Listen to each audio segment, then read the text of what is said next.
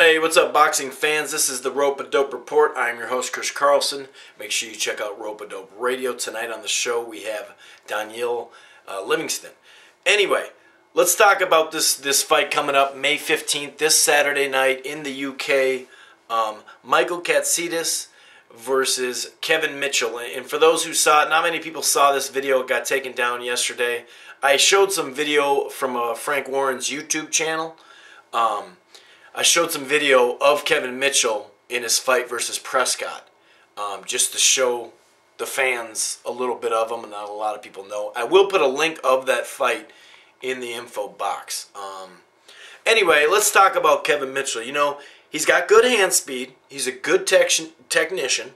He's a good, solid boxer. You know, he can stick and move. I noticed in the Prescott fight, he did well at targeting whatever was open. He's a target puncher, or at least he can be. Whatever's open, he'll score. You know what I mean? He seems like a really smart fighter. So, all in all, he has the skills 100% to beat a Michael Katsidis, who can be outboxed. I guess his weaknesses would be two of them. Well, one, the question is, how is he going to handle the pressure? He doesn't seem to have that, at least versus Prescott and Johansson.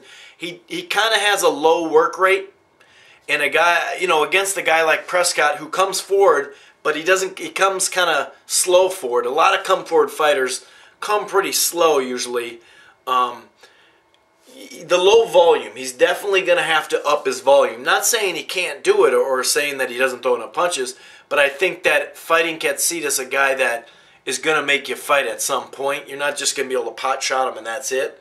I think he's going to have to up his volume. You know, how is he going to handle the pressure? And another kind of weakness, it's not totally his fault, but it is a weakness, experience. Prescott is the best fighter he's faced. Now, Prescott's a good fighter, solid fighter, but he was coming off a loss already. He was kind of overrated from the Amir Khan knockout. You know, Amir Khan made a mistake slugging with him, and he was out of position and got, you know, hit with two huge shots.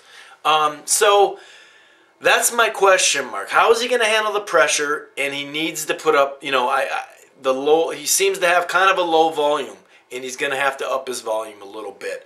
Other than that, like I said, he has the skills to win this fight. Let's talk about Katsidis. Now, Katsidis is a straightforward, aggressive fighter. That's his strength and his weakness. You know, he's got pretty quick feet. Like I said, a lot of guys that come forward, sometimes they just come in kind of slow, whereas Katsidis can close the distance and cut off the ring very well. He makes you fight. Yeah, you can outbox him for a while. Yeah, you can pot shot him for a while. No doubt about it. But you're going to have to fight him at some point because he's just all right in your face.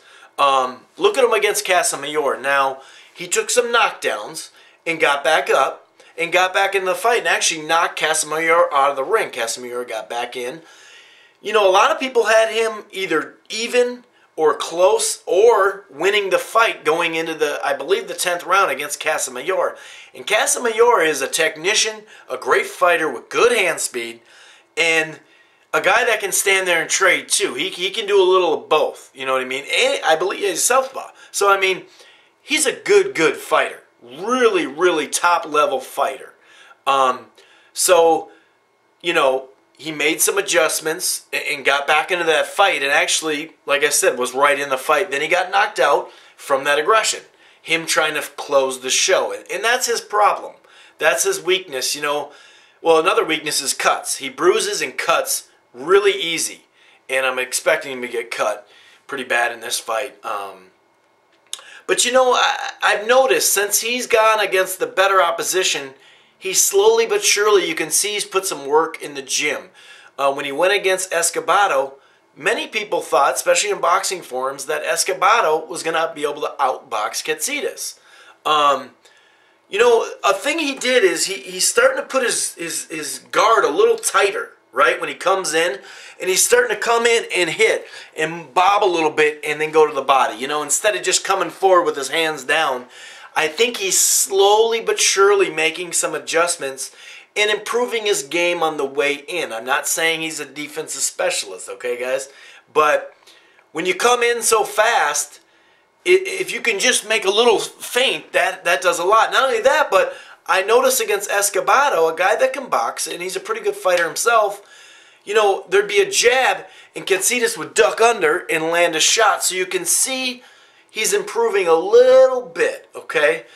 Now, here's the deal. It all comes down to this. Like I said, you can outbox Katsidis, but at some point, you're just going to have to unleash some punches on him to make him respect you. You know what I mean? That's just the bottom line. He comes in so close on you that you're going to have to fight at some point.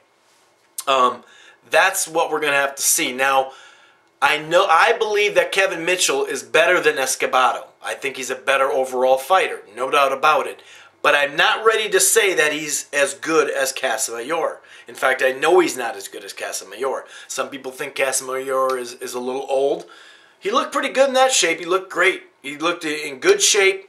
Looked phenomenal in that fight in a lot of ways, considering the fight against Santa Cruz before that fight.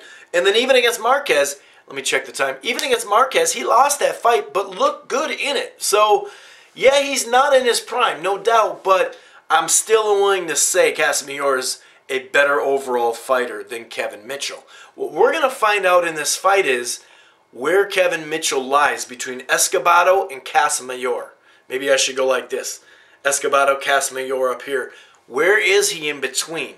Now, I'm willing to take a guess to say he's not close, real tight up to the Casamayor level. I think he's somewhere in between.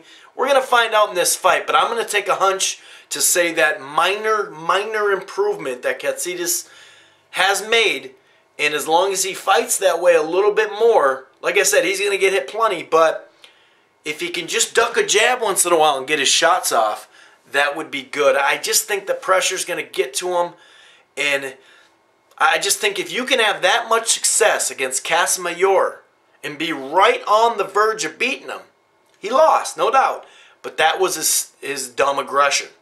And like I said, that aggression gets him in trouble. It also helps him. So I'm going to go out on a limb. I do believe a lot of people think, as far as I've seen some videos, a lot of people, it seems like, was picking Mitchell just because of that outboxing skill, which he does have, no doubt. And I've seen in the forums a lot of people thinking that Kevin Mitchell's basically just going to outbox him. I'm going to go with the puncher here. You know, boxer versus puncher. Usually the boxer wins. I'm going to go out and I'm going to say Michael Katsidis, but I'm going to say a decision. I think movement and just skill level will get Mitchell through the fight, but I think that he's going to get to him to the body, and I think the pressure is going to be too much. So I got Michael Katsidis winning by a decision. Anyway, this has been the Rope and Dope Report. I'm your host, Chris Carlson. Peace.